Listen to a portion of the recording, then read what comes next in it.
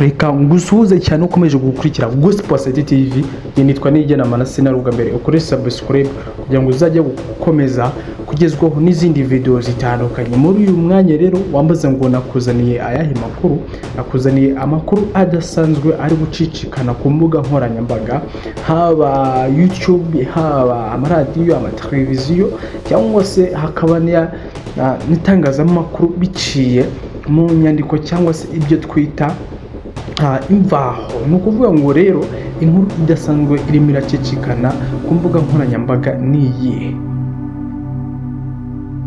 Inkuru irimo iracicikana ku mbuga nkoranyambaga ni inkuru ya Israel Mbonyi, aho azasura cyangwa se azakora ivugabutumwa mu Budage, hano bahita muri Germany. Ni ukuvuga ngo izaba kuri wa gatandatu ku itariki 20 z'ukwezi kwa gatandatu umwaka wa 2026. Igitaramo kizatangira saa 8 zuzuye z'ikigoroba kabisa. Ni ukuvuga ngo rero ntimucikwe n'aya makuru.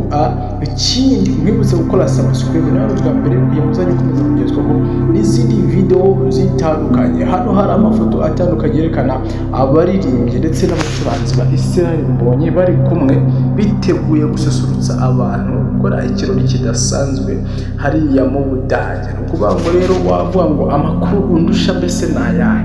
Ni ukuvuga ngo hari indirimbo zidasanzwe azahakorera, za zindi zibatura mugabo. Ni ukuvuga ngo andi makuru nakubwira nuko ari ubwa mbere Israel Mbonyi ajya gukorera igitaramo mu Budage. Impamvu akeneye amasengesho yanyu, mutere inkunga y'amasengesho y'amafaranga, reka ndabyihariye, ariko inkunga y'amasengesho arayikeneye cyane kuko ibintu by'Imana abisaba inkunga y'amasengesho ndetse no kubisengera. Ni ukuri Israel Mbonyi ni umuhanzi ukuzwe cyane kandi yabwiye itangazamakuru ko ari ubwa mbere ajya gukorera igitaramo hariya mu Budage. Ni ubwa mbere agiyeyo, ajya gukora ibitaramo bitandukanye yaba muri East Africa, mu Rwanda ndetse no mu bihugu byo hanze, ariko ni ubwa mbere agiye gukorera ibitaramo. Iki gitaramo ku itariki ya 20 ukwezi kwa gatandatu, kuri wa gatandatu ngubu arimo gukora igitaramo kidasanzwe cyane. Mwitegure ko tuzabagezaho n'izindi video zitandukanye zerekana igitaramo cya Israel Mbonyi hano mu Budage ukuntu gihagaze, cyangwa se amakuru yaho uburyo ahagaze. Ntuzacikuru n'iyindi video. Vuga ngo rero Israel Mbonyi akunda gukora ibitaramo bitandukanye ahantu henshi, abantu benshi bamukurikira babukinga amatike kabisa. Byari bidasanzwe kandi afite amafoto. Uyu ni umukozi w'Imana kabisa, ni umukozi w'Imana. Vuga ngo rero hari abatinye kubukinga amatike ndetse bakomeye cyane. Amatike ntabwo ari amafaranga menshi gusa,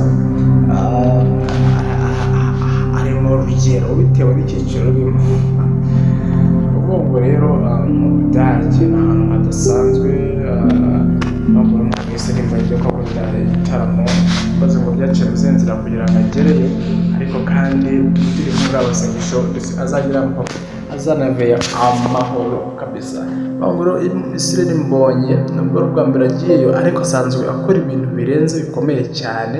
Niyo mpamvu utakora bunabite ngo mbese ngakara ubwa mbere agiyeyo nkanabikora uti oya, uri kwibaza byinshi yoye turi mu ngabasengesho. So nukuvuga ngo azabikore kandi azafasha abantu benshi nkuko muri Afurika cyangwa se mu Rwanda, East Africa tumukunda muri indirimbo ziyo z'ikinyarwanda, Kiswahili ndetse n'izindi.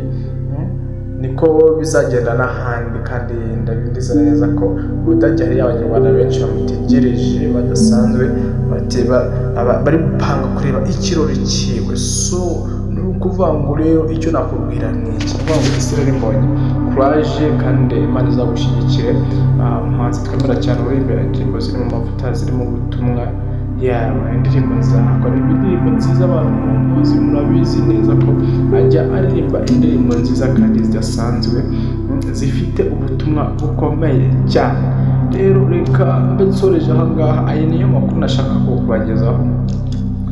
Niba ari ubwa mbere ukoreye subscribe kugira ngo utazajya ukomeza gucikwa n'izindi video. video zitandukanye. Nabwiye ngo nibona amahirwe yo kugwa ku kantu nk'aka ngaka uzajya ukora subscribe kugira ngo uzajye kubuzagezwaho n'izindi video zitandukanye. Waba uyikoze subscribe n'andi makuru akurikira tugenda tuyakugezaho gake gake slow by slow, petit à petit.